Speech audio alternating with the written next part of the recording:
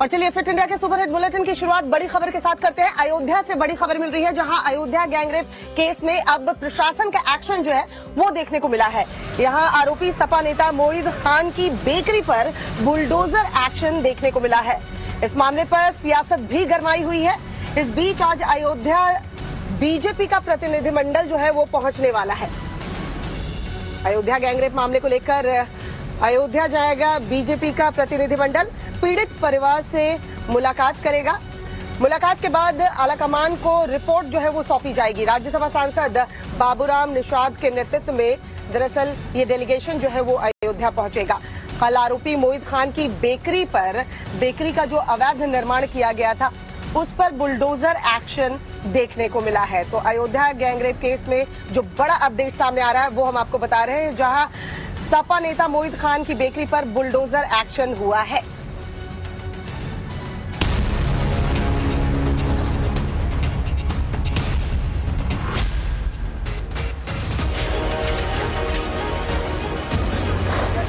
Ayodhya gangrape case में योगी सरकार action में है। बच्ची की मां से सीएम योगी की मुलाकात के 24 घंटे के बाद ही आरोपी सपा नेता मोईद खान की बेकरी को बुलडोजर से ढा दिया गया। ये बेकरी अवैध तरीके से एक तालाब के ऊपर बनी थी। इसके बाद प्रशासन का बुलडोजर मोईद खान की दूसरी बिल्डिंग पर पहुंचा, लेकिन बिल्डिंग में एक बैंक चल रहा है, इस वजह से बिल्डिंग को तोड़ा नहीं गया। प्रशासन ने बैंक को 1 हफ्ते में बिल्डिंग खाली करने का नोटिस दिया है। अयोध्या में नाबालिग के साथ गैंगरेप की वारदात पर अब तक चुप्पी की चादर ओढ़े समाजवादी पार्टी के नेताओं ने मुंह खोला तो प्रशासन के बुलडोजर एक्शन पर ही सवाल उठा दिए। अखिलेश ने जहां आरोपियों के डीएनए टेस्ट की मांग कर दी, तो वहीं उनके चाचा शिवपाल यादव ने पीड़िता और आरोपी के नार्को टेस्ट की डिमांड कर दी। लेकिन ये तो इस तरह की घटनाएं और भी करा सकते हैं। जहाँ जहाँ चुनाव हैं इस तरह की घटना करा सकते हैं। ये हारे हुए लोग हैं, तो वो ही नहीं है इनके मन में जो चीज़ है, तो उसकी वजह से इसी तरीके से टूल दे रहे हैं। तो हम तो अपने समाजवादी पार्टी के लोगों से भी कहेंगे कि सावधान रहें। जहाँ जहाँ उपचुनाव हो रहे हैं वहाँ पर भी सावधान रहें। बीजेपी पर बड़ा हमला बोलते हुए शिवपाल यादव ने कहा कि भगवा पार्टी इस मामले पर राजनीति कर रही है। उन्होंने कहा कि अयोध्या के विधानसभा चुनाव में फायदा लेने के लिए बीजेपी ऐसा कर रही है। लेकिन बुलडोजर एक्शन के बीच अखिलेश यादव तो चाचा से 2 कदम आगे निकल गए। उन्होंने आरोपियों के डीएनए टेस्ट की मांग कर दी, लेकिन साथ में ये भी कहा कि अगर डीएनए टेस्ट के बाद आरोप झूठे साबित हों तो अधिकारियों को भी नहीं बख्शा जाए। अखिलेश और शिवपाल यादव की ऐसी डिमांड पर बीजेपी पूरी तरह आक्रामक हो गई। यूपी के डिप्टी सीएम केशव मौर्य ने कहा कि बलात्कारियों को बचाना समाजवादी पार्टी की जन्मजात फितरत है। अगर बलात्कारी मुसलमान हो तब पूरा का पूरा सैफई परिवार उसे बचाने के लिए खूंटा गाड़ देता है। सपा होगी सफा। तो डीएनए की बात कर रहे हैं, बड़ा ताज्जुब की बात है। क्या अखिलेश जी, आपने जब आप सत्ता में सीएम रहे तो कितने लोगों के डीएनए टेस्ट कराने के उपरांत उन पर कार्रवाई करने का काम किया था मामलों में? अखिलेश जी से अपेक्षा थी कि ऐसे कुकृत्य करने वाले, जघन्य अपराध करने वालों को संरक्षण देने की बजाय पार्टी से निकाल करके कठोर कार्रवाई है खुद ही अपनी ओर से आवाज देने का काम करेंगे। डीएनए टेस्ट की डिमांड वाले अखिलेश के इस पोस्ट पर बीएसपी सुप्रीमो मायावती ने भी पलटवार किया। गैंगरेप के इस मामले में एक्शन को लेकर मायावती ने एक तरह से यूपी सरकार का समर्थन किया और अखिलेश से सवाल पूछा कि जब वो सत्ता में थे तब उनकी सरकार में ऐसे आरोपियों के खिलाफ कितने डीएनए टेस्ट हुए। अयोध्या में 12 साल की बच्ची के साथ गैंगरेप की इस शर्मनाक वारदात पर मुख्यमंत्री योगी आदित्यनाथ पहले ही ऐलान कर चुके हैं कि समाज के ऐसे कलंकों को मिटाकर ही दम लेंगे। इस समाज के लिए सबसे बड़े कलंक है, इस समाज का कोड़ है, और इस कोड़ को जब तक हटाएंगे नहीं तब तक उत्तर प्रदेश की स्थिति को ठीक करने में कठिनाई होगी। 12 साल की बच्ची के साथ गैंगरेप की इस वारदात के बाद उत्तर प्रदेश की सियासत गरमाई हुई है। मौन तोड़ने के बाद अखिलेश और उनकी पार्टी के नेता आरोपी का खुलकर बचाव तो नहीं कर रहे, लेकिन प्रशासन के एक्शन पर सवाल जरूर उठा रहे हैं। लेकिन अखिलेश के विरोधी कह रहे हैं मासूम से दरिंदगी करने वाले हैवान को फांसी पर चढ़ाकर ही दम लेंगे।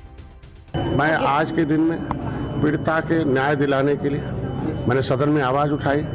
जैसे मेरे समाज के लोग, मेरी पार्टी के लोग जिस दिन पता चला उसी दिन से खड़े हैं और अंतिम तक जब तक उसे फांसी पर नहीं लटका देंगे तब तक डॉक्टर संजय उसके लिए लड़ाई लड़ेंगे।